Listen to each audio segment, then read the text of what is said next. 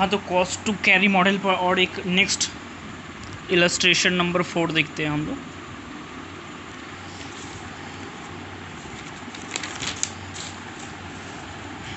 Try करूँगा कि छोटा से छोटा ये वीडियो बने।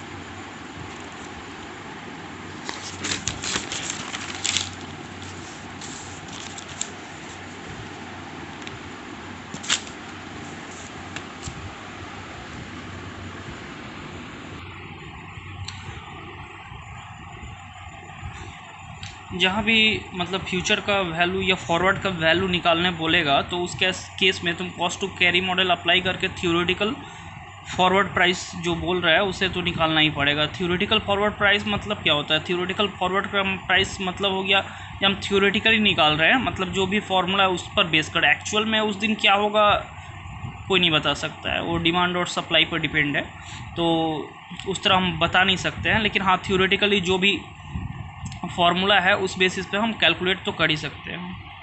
हाँ, तो वही कॉस्ट टू कैरी मॉडल का जो फार्मूला है उसे लिखते हैं और जो देखते हैं यहाँ पर फार्मूला में क्या क्या ज़रूरत लगेगा। तो S0 into e⁻RT minus D, ऐसा लिख लोगे तो सही रहेगा। Where F equal to forward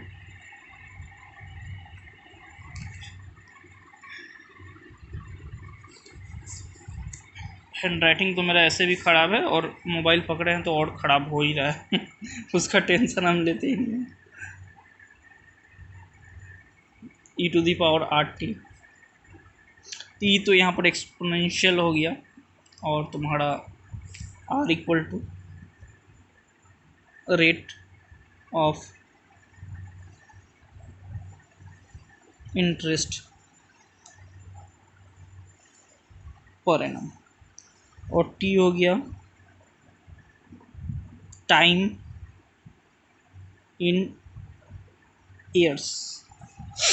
अगर स्पॉट प्राइस यहाँ देखते हैं तो क्या बोला है? Shares of Sandeep limited are being quoted at ₹600, मतलब अभी कोट जो किया है वो 600 रुपया। 3 मंथ्स फ्यूचर फॉरवर्ड कॉन्ट्रैक्ट 636 यानी ₹636 पर share for a lot size of 500 shares.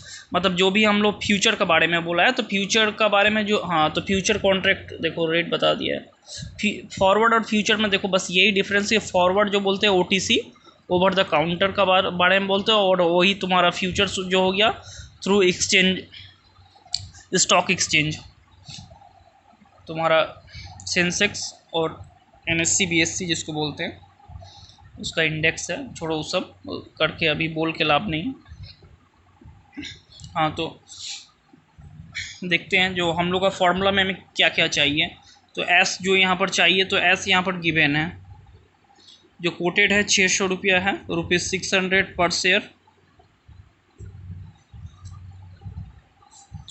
और उसके बाद क्या है? S हो गया e⁻RT,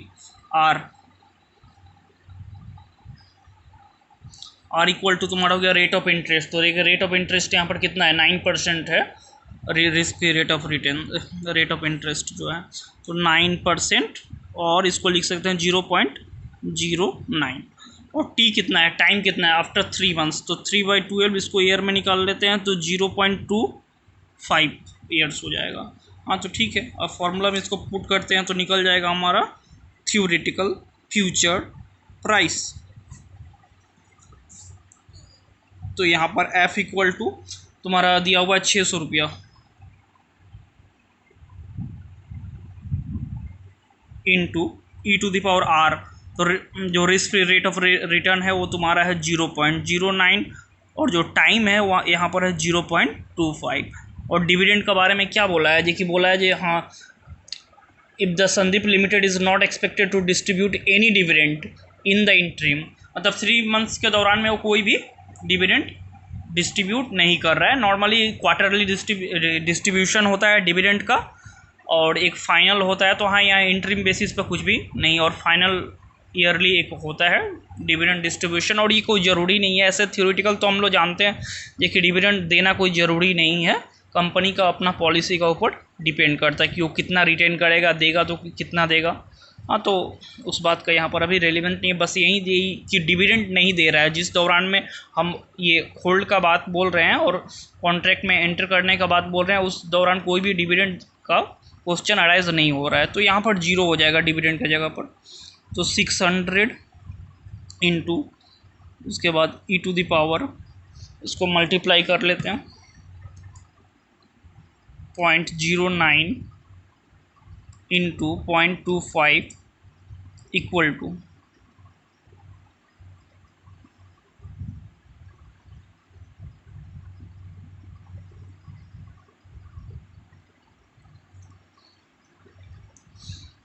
अगर इसका डायरेक्ट हम लोग वैल्यू निकालते हैं तो भी निकाल सकते हैं, तो यहाँ डायरेक्ट वैल्यू भी निकाल लेते हैं शिफ्ट और यहाँ ln आ गया 0.09 इंटू 0.25 इक्वल टू ये वैल्यू आ गया। अब इसको डायरेक्ट मल्टीप्लाई भी कर सकते हैं, लेकिन हाँ लिख दे रहा हूँ एक बार, मैं मल्टीप्लाई कर लेना, जब कैलकुलेटर पर हो ही जा रहा है तो फिर ज़रूरत नहीं है कि हाँ लिखना ही पड़ेगा। तो बस यहाँ पर तुम्हारा डेसिमल के बाद 4 लिख लिए, लेकिन यही वैल्यू रहने देते हैं और मल्टीप्लाई करके एग्जैक्ट निकालते हैं, तो अब हो गया इंटू 600, तो यहाँ आ गया 613.653। तो हमारा जो थ्योरेटिकल फ्यूचर प्राइस है वो 613.653। अगर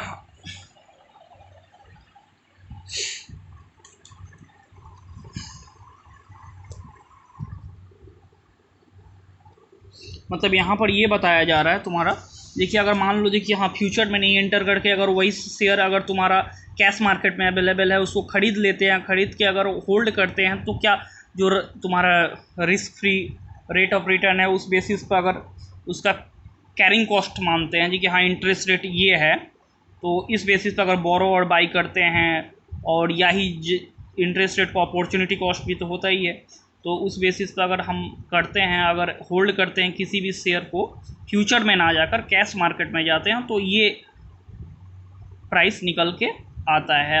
तो हम लोग यही प्राइस जो है वो फ्यूचर में भी पे करने के इच्छुक होंगे, बस यही है। अब यहाँ पर क्या बोला है जी कि हाँ अगर तुम 3 मंथ्स बाद में जाते हो तो जो प्राइस है वो करंट तो 600 रुपया है, और 3 मंथ्स बाद है तो 2 ऑप्शन है, या मतलब 2 ऑप्शन तुम्हें देखना है, अगर 636 हो और एक है तुम्हारा 600, तो क्या एक बार तुमको चेक करना है कि 636 है तो तुम्हारा क्या रिकमेंडेशन होगा, और एक बार चेक करना है कि अगर आफ्टर 3 मंथ्स अगर 600 है तो क्या तुम्हारा रिकमेंडेशन होगा।